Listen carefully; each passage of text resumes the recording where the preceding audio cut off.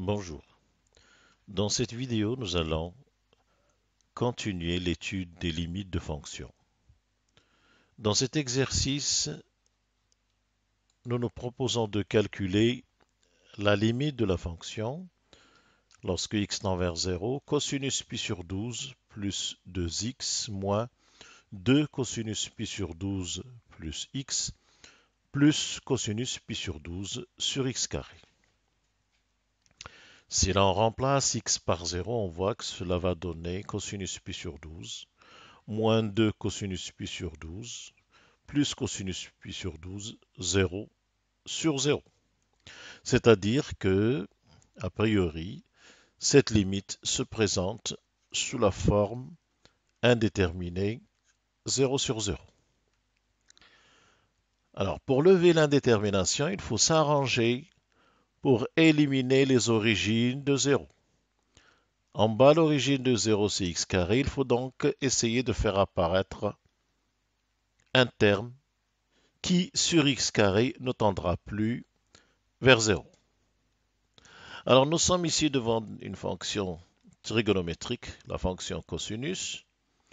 Nous avons le numérateur qui s'écrit cosinus pi sur 12 plus 2x, moins 2 fois cosinus qu'on peut séparer en 2, moins cosinus de pi sur 12 plus x, moins encore, alors on va mettre moins, cosinus de pi sur 12 plus x, et comme on a mis une parenthèse, là on va ajouter moins cosinus de pi sur 12. Si on enlève cette parenthèse, on retrouve naturellement l'expression du numérateur. Alors ici, nous allons faire appel à une formule de trigonométrie, de transformation, qui est la formule cosinus de A moins cosinus B est égal à moins 2 sinus de A moins B sur 2 sinus de A plus B sur 2. Nous allons appliquer, appelons cette expression A pour ne pas la réécrire à chaque fois. Alors A devient, l'expression A devient, alors cosinus de A moins cosinus de B, ça va donner moins 2 sinus de la différence sur 2. La différence, le pi sur 12 disparaît, et 2x moins x, ça fait x divisé par 2. A moins B sur 2. Sinus, la somme sur 2. Pi sur 12 plus pi sur 12, 2 fois pi sur 12, mais on va diviser par 2, ça redonne pi sur 12. 2x plus x, 3x, mais on divise par 2, plus 3 demi x. Moins. Alors on va mettre un moins pour l'instant. Là encore, nous avons cosinus A moins cosinus B. C'est moins 2 sin, donc nous avons ici un plus 2. Sinus de la différence, le pi sur 12 disparaît, il reste x, x sur 2, multiplié par sinus de la somme sur 2, multiplié par sinus. La somme, c'est 2 fois pi sur 12, mais comme c'est sur 2, il reste seulement pi sur 12, plus x sur 2. Voici donc comment on peut écrire le numérateur pour l'instant. Nous remarquons la présence d'un facteur commun. Nous allons tout de suite le mettre en facteur. A est donc égal à moins 2 sinus x sur 2 facteur 2. Sinus ceci, sinus pi sur 12 plus 3 demi x. Et comme on a mis moins 2, on va mettre ici un moins sinus, ce terme, sinus, pi sur 12 plus x sur 2. Alors, ce terme, si on regarde bien, il y a déjà un sinus, Mais on sait que sinus x sur x tend vers 1, il va quand même nous rester cette différence sur x. Parce que rappelez-vous, la limite que nous cherchons, c'est la limite de a sur x au carré.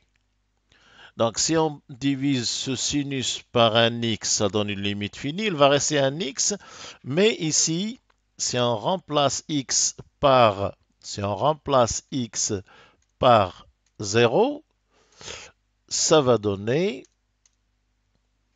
sinus pi sur 12 moins sinus pi sur 12, 0 sur x sur 0. Donc c'est encore une forme indéterminée.